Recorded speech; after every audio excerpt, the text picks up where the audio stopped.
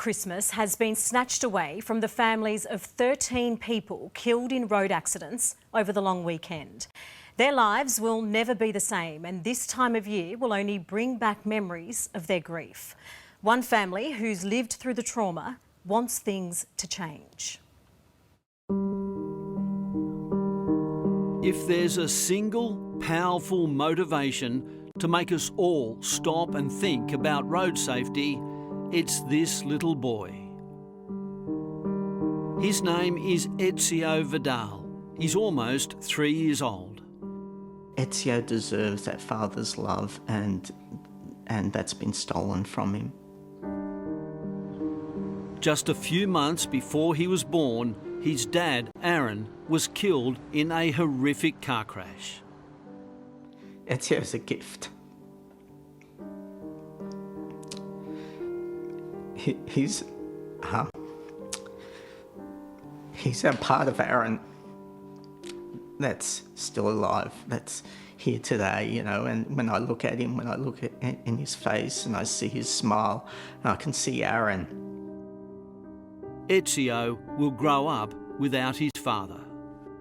Etzio will never feel Aaron's arms wrapped around him. He'll never hear Aaron tell him he loves him. A child deserves that.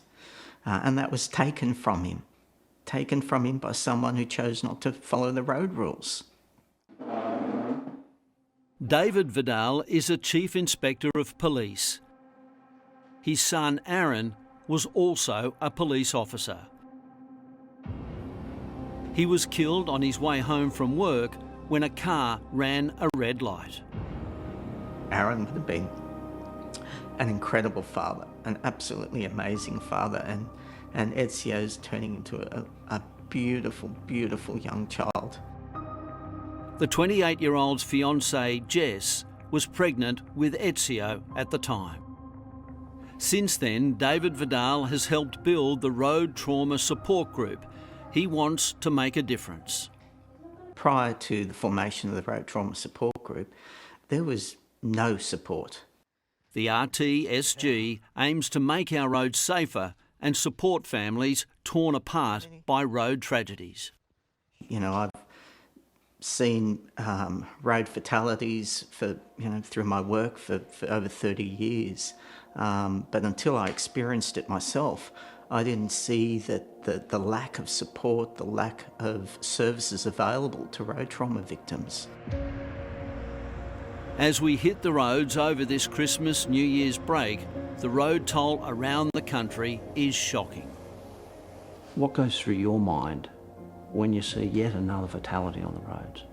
It breaks my heart. I relive my own trauma, and I feel for those families. I know what they're going through.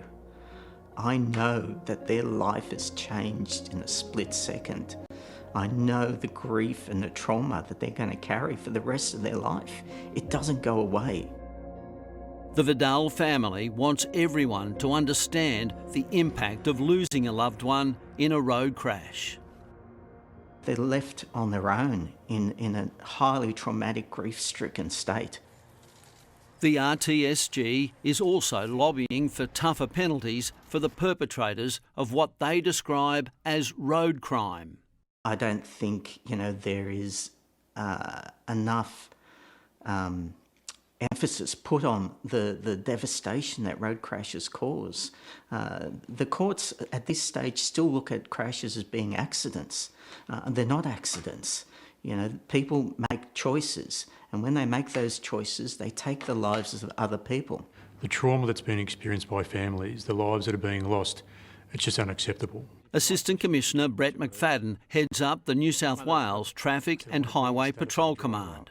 What we're seeing in society, impatience, everyone in a rush, intolerance, disrespect, that behaviour is finding its way onto our roads, and the consequences are traumatic and significant, and they're life-altering to families. There's a hostility, there's an aggression, there's all about me and not about anybody else. McFadden is a no-nonsense cop. He tells it like it is. I think the first thing we've got to do is stop looking at our road toll as a series of numbers. What happens is Sometimes society has a memory like a goldfish. Come the 1st of January, we reset, road toll goes back to zero. When we look at numbers, we lose the humanity of who we are and what's taking place on our roads. We really need to pull it back to say what the underlying cause is, and it's driver behaviour. The police veteran has seen too many road tragedies in his career that could have been avoided. Tragedies like the one the Vidal family now has to deal with. Now multiply that trauma, that sense of loss, by 1,200 and you get some idea of the grief that's being felt across the country, because that's how many people have died on the nation's roads this year. According to Assistant Commissioner McFadden, enforcement and punishment only go so far.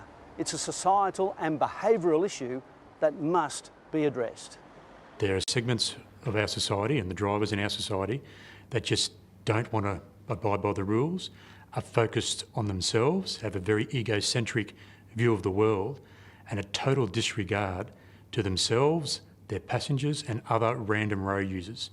This cohort of drivers, they need a celestial realignment that the world doesn't revolve around them. Until now, the Vidal family has kept Etzio out of the public eye. But they hope this little boy, in his own innocent way, can impact us all. We have to start thinking about being responsible with motor vehicles. You know, used irresponsibly, they're a deadly weapon.